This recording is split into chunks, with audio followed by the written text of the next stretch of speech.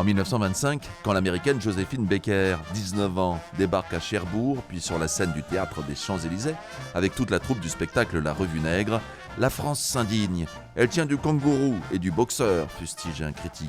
C'est une honte pour le music-hall, clame un autre. En fait, elle importe le Charleston et le Black Bottom à Paris. Le mythe Joséphine Baker est né. Elle égale les plus grandes de son époque. 6 ans plus tard, le compositeur Vincent Scotto lui offre la consécration.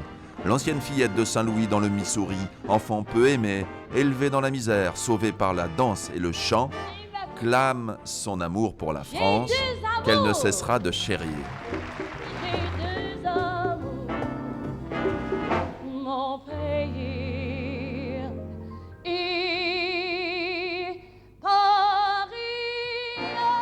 Puis survient la Seconde Guerre mondiale, durant laquelle Joséphine Baker s'illustrera dans la résistance. Joséphine, oui, le lieutenant Joséphine Baker. Au sortir du conflit, elle achète le domaine des Milandes, où elle se marie sous les caméras avec Joe Bouillon. Sous d'autres cieux, le château des Mirandes, que l'on dirait sorti d'un conte de fées, abrite les épousailles de Joséphine Baker et de Joe Bouillon. Les Milandes, le château de la Belle au bois dormant comme elle l'appelait, sera son camp de base. Joséphine Baker y fondera sa tribu Arc-en-Ciel, avant d'en être brutalement arrachée en 1969.